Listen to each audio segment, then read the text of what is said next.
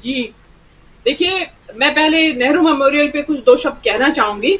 देखिए, आप एक म्यूज़ियम का नाम बदल के इस तथ्य से या इस इतिहास को झुठला नहीं सकते कि नेहरू इस देश के प्रथम प्रधानमंत्री थे और रहेंगे। हमेशा ये इतिहास में लिखा हुआ है और रहेगा। आप मिटा नहीं सकते एक नेहरू मेमोरियल को में आप नाम बदल के। देखिए, इस नेहरू मेमोरियल से छेड़छाड़ की कोशिशें 2015 में ही शुरू हो गई थी। उसमें जो महेश रंगराजन थे, जो जेएनयू से हैं, वो इसके हेड हुआ करते थे मेमोरियल के। उनको इतना परेशान किया गया कि उन्होंने हार के वहां से इस्तीफा दे दिया 2015 में। वहां से शुरुआत हुई थी और आप हैरान रह जाएंगे सुन के, ये खबर बनी नहीं कि 2018 में अर्नब गोस्वामी इसकी सदस्य नियुक्त किए गए हैं। उसमें एस जयशंकर और उनके साथ में 4 मेंबर्स नियुक्त किए गए थे। उसमें अर्नब गोस्वामी नेहरू मेमोरियल के सदस्य हैं, सोसाइटी के। आप कल्पना करिए, क्या मतलब क्या करने की इरादा है अगर उसमें अर्नब गोस्वामी को घुसा दिया गया है। और देखिए, नेहरू एक विचार है, एक विचारधारा है। वो मरा नहीं करती विचारधारा।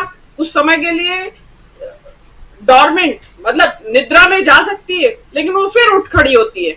इन्होंने नेहरू के बारे में इतना ज्यादा उनका विलिफिकेशन किया कि लोगों की वो जागृत हो गई उत्सुकता नेहरू के बारे में, युवा पीढ़ी की। डिस्कवरी ऑफ इंडिया बुक की सेल बढ़ गई इस चक्कर में कि भाई लिखा क्या था नेहरू ने, जिसके बारे में कहा जा रहा है। तो वो आप नेहरू को वहां से नहीं मिटा सकते। आप कोशिश करते रहते हैं। आप नेहरू की तरह लेखक बनना चाहते हैं तो आप एग्जाम वॉरियर्स किताब लिख देते हैं। नेहरू ने डिस्कवरी ऑफ इंडिया लिखी, आपने एग्जाम वॉरियर किताब लिख दी।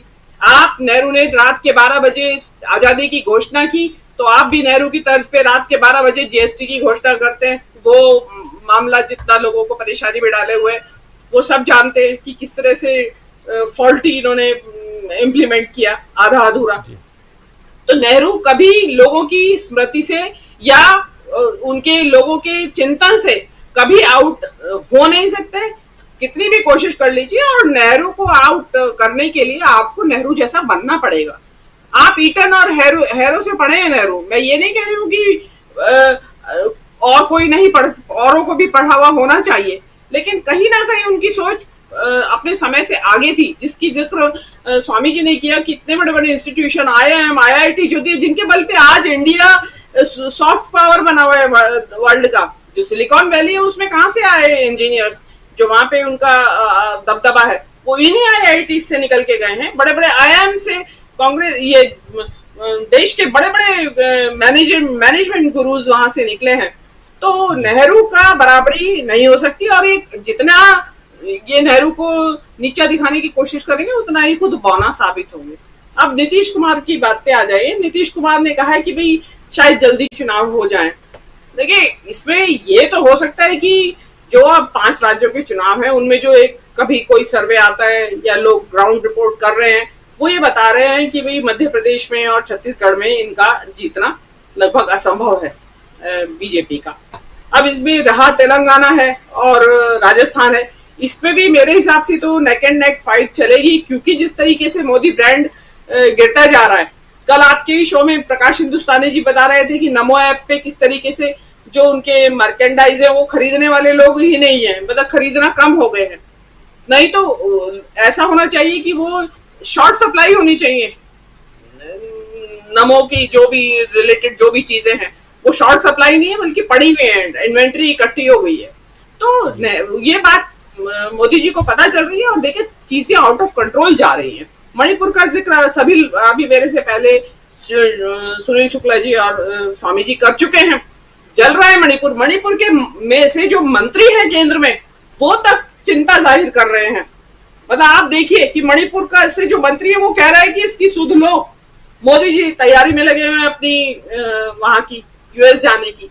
आप यहाँ अभी खबरें यहाँ के लोकल पत्रकार दे रहे हैं उत्तराखंड में कि केदारनाथ मंदिर में किसी बंबई की किसी सेठ थे, अब ये मैं कह नहीं सकती, कि 253 किलो सोना दान किया है उसके ऊपर पत्थर चढ़ाने के लिए अंदर की दीवारों पे।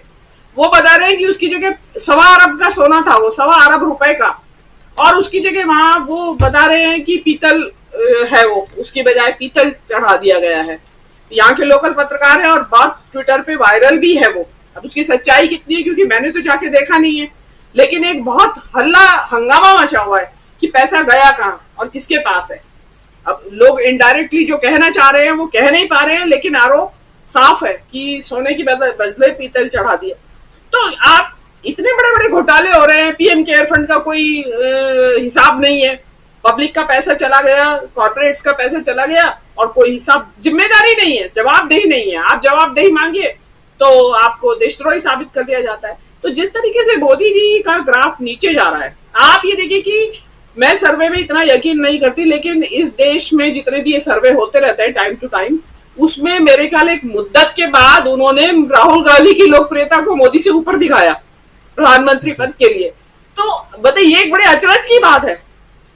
हालांकि बताइए आज तक तो नहीं दिखाया उन्होंने, क्यों दिखाया? क्योंकि एक ग्राउंड की रिपोर्ट जो है वो बता रही है। तो मुझे तो इन परिस्थितियों में ऐसा भी लगता है कि देखिए उनका अपना आर्बिट्रेरी चलता है, उनके मन में जो आए विम्स एंड फैंसीज पे चलता है देश, वो ऑर्डिनेंस लाके इस देश के चुनावों को डिले भी कर सकते हैं।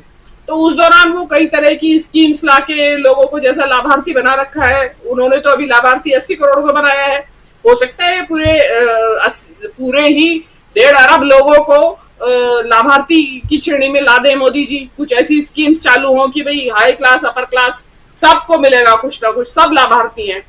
तो जब तक वो इम्प्लीमेंट ना हो जाए तो तब तक इलेक्शन ना हो। मुझे तो ये जो इंतजार है दिसंबर का, अगर इलेक्शन हो जाते हैं मध्य प्रदेश में तो वेल एंड गुड, अगर यहां भी नहीं होते हैं तो कारण कोई भी बनाया जा सकता है। तो उसमें मुझे अभी, मैं तो I am keeping my fingers cross कि भाई इलेक्शन होंगे टाइम से या नहीं होंगे। मुझे अभी इस बात में संशय लगता है, हो सकता है मैं गलत साबित हो जाऊं, लेकिन देखना पड़ेगा अभी। जी राज जी, ये जो आप आखिरी में कह रही हैं इसी तरफ मैं भी जाना चाहता हूं और आपकी बातों से मैं भी अपनी सहमति दर्ज कराना चाहता हूं कि लोकसभा के चुनाव पहले न करवा के विधानसभा के चुनाव को बाद में करवाना, ये एक इसकी संभावना ज़्यादा दिखाई दे रही है और उसके कई सारे कारण हैं। और एक तो हार को बहुत जल्दी सामने पाना, उससे अच्छा है कि हार को थोड़ा सा दूर करें। जान रहे हैं कि हारने वाले हैं इन 5 राज्यों के चुनाव में, और एक हार पहले आप हिमाचल प्रदेश में आपको हार मिली, उसके बाद आप सीधे एक बड़ा सा राज्य कर्नाटक आपके हाथ से चला गया और दक्षिण में हिंदुत्व की राजनीति को फलने फुलाने के लिए आपने जो कुछ किया था वो सब कुछ धरा का धरा रह गया, पानी हो गया। और इसके बाद फिर अगले 6 महीने में आप 4 राज्यों में अगर आपको हार मिल जाती है तो फिर लोकसभा में जाने में आपकी स्थिति बहुत खराब हो जाएगी। दूसरी बात यहाँ